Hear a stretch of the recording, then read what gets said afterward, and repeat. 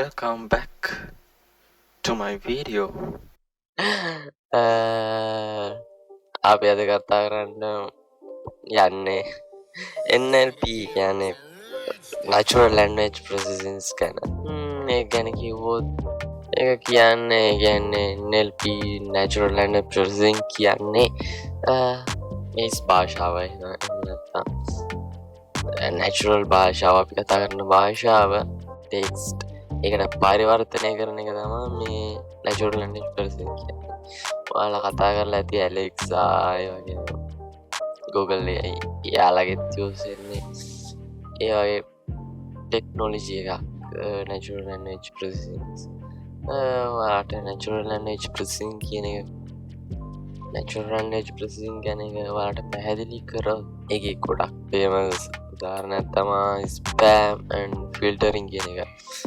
spam and filtering කියන්නේ දැන් අපිට spam එක ගත්තොත් ඒකේ තියෙනවා cancellation, free and bonus ඒ වගේ unique වචන spam emails වලට අදාළ unique වචන තියෙනවා. ඒ වගේම patterns හොයාගන්න එක තමයි මේ ඒකෙන් කරන්නේ. කියන්නේ ඇත්තම කිව්වොත් අපි vocabulary list එකක් හදා ගන්නවා. ඒ කියන්නේ වචන දාලා. ඒ වචන වලට අපි unique අංකයක් දෙනවා. ඒ වගේම දැන් අලුතින් mail එකක් දුන්නා කියන්නේ ඊතන්න ඊට mail එක දුන්නාට පස්සේ ඒ PC එක ඒ unique අංක වලට බලනවා email එකේ තියෙන ඔක්කොම check කරලා බලනවා මොන unique අංකද ඒකේ තියෙන්නේ කියලා.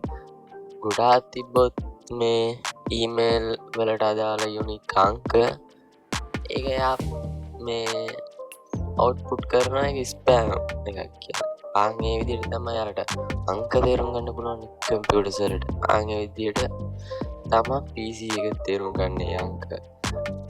ඒකට තමයි කියන්නේ natural language processing කියලා. කියන්නේ අපේ තියෙන දෙන email එකක් spam ද නැද්ද කියලා හොයන්න පුළුවන්.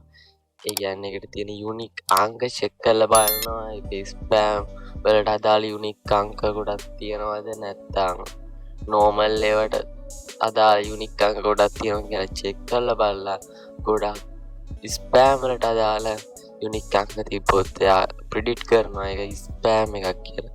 එහෙම තමයි ඒක ඇක්චුअली process එක වෙන්නේ. මම හිතනවා ඔයාලට ඒක තේරෙන්නේ නැති කියලා.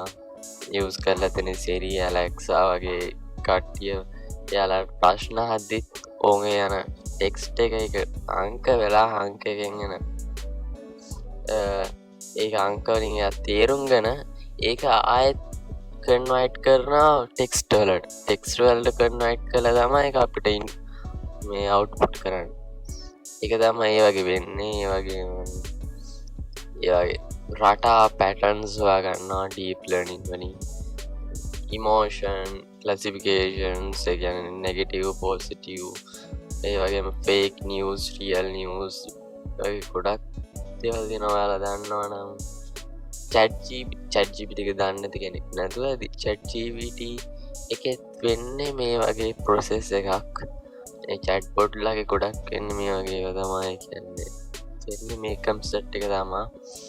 ඉතින් මේක අපිට use කරන්න පුළුවන් ගොඩක් අපේ business වලට හිතන්න අපිට voice assistant කෙනෙක් ගන්නවට වඩා හොඳයි අපිට bot කෙනෙක් හදාගත්තාම අපේ වැඩේ කාර්යක්ෂමයි. වගේම අපිට late ගන්න නැතුව එයාට provide කරන්න පුළුවන් අපේ service එක. ඒ වගේ දේවල් තියෙනවා අපිට. අපි කතා කරමු මේවා ගැන මොනවාද මේක හදන්නේ කොහොමද මේක වෙන pre-processing ගැන හැමදේම කතා කරමු. එහෙනම් දිගට මේ video series එකත් එක්ක ඉන්න all the best. All the best. Goodbye. Now I අලුත් video එකකින් හම්බෙමු.